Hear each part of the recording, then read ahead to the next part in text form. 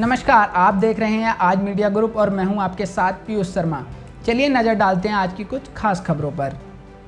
उत्तर प्रदेश में जैसे जैसे विधानसभा चुनाव का समय नज़दीक आता जा रहा है, वैसे वैसे ही राजनीतिक पार्टियों के नेता भी बयानबाजी करने लगे हैं। मुरादाबाद पहुंचे बीजेपी के राष्ट्रीय प्रवक्ता एवं राज्यसभा सांसद जफर इस्लाम ने मुरादाबाद से समाजवादी पार्टी के सांसद डॉक्टर एसटी हसन की मुसलमानों से भाजपा को वोट देने की अपील करने वाली सोशल मीडिया पर वायरल वीडियो पर हमला करते हुए कहा कि इस तरह का बयान मुस्लिम समाज के वोटों को कमज़ोर कर रहा है।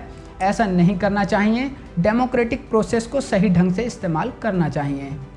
देखिए, मुझे लगता है कि आज जिस तरह की नीतियाँ जो है वो बाकी पार्टियों ने रखी है कि मुस्लिम समाज को एक कटघरे में रख के और वहाँ से कोशिश करते हैं कि उनको ही जो वोट दे, ऐसी नीति जो है वो मुस्लिम समाज को कमज़ोर कर रही है। मुझे लगता है कि मुस्लिम समाज के सभी लोगों को ये समझना चाहिए उनकी वोट की कीमत होती है और उसको ज़ाया ना करें।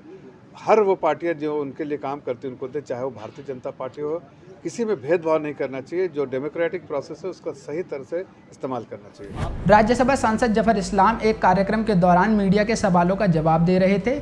जवाब देते हुए उत्तर प्रदेश के लखीमपुर खीरी में हुई घटना पर जफर इस्लाम ने कहा कि इस घटना के असली जिम्मेदार लोगों के खुलासे के लिए टीम कार्य कर रही है। इसके साथ ही SIT का भी गठन किया गया है।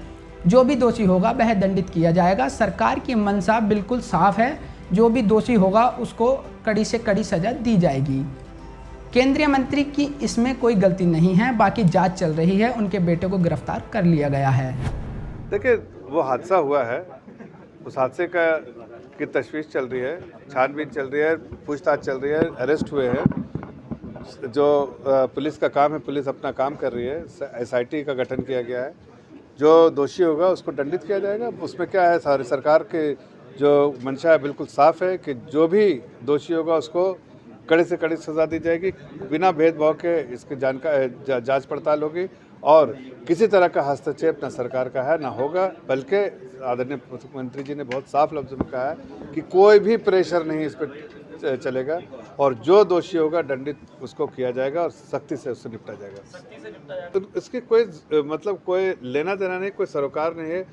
जो ना उनका कोई इन्वॉल्वमेंट है। उनके बच्चे से अगर किसी को वो अगर कहीं ना कहीं इसमें था कि भाई उनके वो हो सकते हैं इसमें, तो उसकी जांच पड़ताल कर रही है, उनको गिरफ्तार भी कर लिया गया है। तो इसमें ऐसे में उनके पिताजी ने तो कोई काम किया नहीं है, ना उन्होंने कोई अभी ऐसे इसकी पुष्टि हुई कि उन्होंने कोई काम किया। जांच पड़ताल चल रही है, उनके बारे में संदेह में था, उनके बारे में तो उनकी जांच पड़ताल चल रही है। लखीमपुर खीरी में हुई घटना के विरोध में केंद्रीय मंत्री के इस्तीफे की मांग के साथ आज कांग्रेस ने मौन व्रत रखा था। इस पर जफर इस्लाम ने कहा कि कांग्रेस को हादसों में राजनीति करने की आदत है, वह राजनीति कर रही है। कांग्रेस पार्टी मुद्दाहीन पार्टी है। सरकार ने साफ कह दिया है कि हम इस मामले को सख्ती से निपटेंगे। फिर उन्होंने सभी राजनीतिक पार्टियों पर तंज कसते हुए कहा कि यह तो ऐसे ही लड़ती रहेंगी, जनता जानती है और जनता भारतीय जनता पार्टी को पूर्ण बहुमत से जिताएगी भी। देखिए, वो जो है राजनीतिक चाल उनकी है, वो राजनीति कर रहे हैं। हादसे में राजनीति जो करने की आदत हो कांग्रेस को, इसलिए कि उनके पास कोई मुद्दा नहीं रहता है। आप अगर राहुल गांधी जी का आप पूरे 5 साल का इतिहास उठा के देखिए तो वो कहाँ विजिट गए हैं जो टूरिस्ट के तौर पे, तो दिखेगा जहाँ कोई मौत हुई हो, उसके अलावा वो नहीं जाते। लेकिन उसी प्रदेश में जाते हैं जहाँ उनकी सरकार नहीं जाते हैं। ज़रा देख ले, जो जिस तरह से राजस्थान में दलित को मारा गया, पीटा गया और उसके मौत के घाट उतार दिया गया, वहाँ तो नहीं गए। तो ये मौन व्रत से कुछ फ़ायदा नहीं है, सब स्टंट है, उन्हीं को बैकफायर करेगा। किसानों के नेता राकेश टिकैत के लखीमपुर दौरे पर जब सवाल किया गया तो कहा कि दुनिया सब जानती है, राकेश टिकैत एक पॉलिटिकल पार्टी का एजेंडा बनकर रह गए हैं। उनका किसानों से कोई लेना देना नहीं है। अगर किसानों से लेना देना होता तो वह सरकार से बात करके उनकी समस्या का निस्तारण करते। देखिए, राकेश टिकैत जी आज या तो खुद वो एक पॉलिटिकल पार्टी के मोहरा बन के ये काम कर रहे हैं, या खुद उनके कंधे से पॉलिटिकल पार्टी अपने जो एजेंडा चला रही है, या फिर वो पॉलिटिकल पार्टी का एजेंडा बन के दुनिया के सामने आ रहे हैं। देश और दुनिया सब समझ चुकी है कि वो एक सिर्फ पॉलिटिकल पार्टी के एजेंडा के तौर पे बन के रह गए।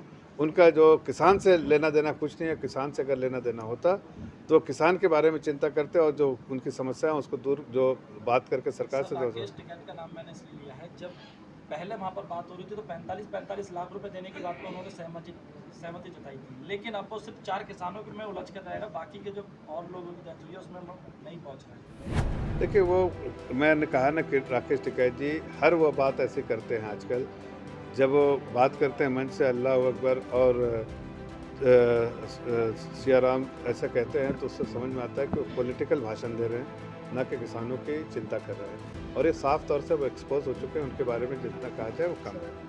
Thank you. तो आपने देखा किस तरह से विधानसभा चुनाव को लेकर नेता बयानबाजी कर रहे हैं। इसी तरह की तमाम खबरें देखने के लिए बस शहर, राज्य और जिले की हर खबर देखने के लिए जुड़े रहिए आज मीडिया ग्रुप के साथ। धन्यवाद।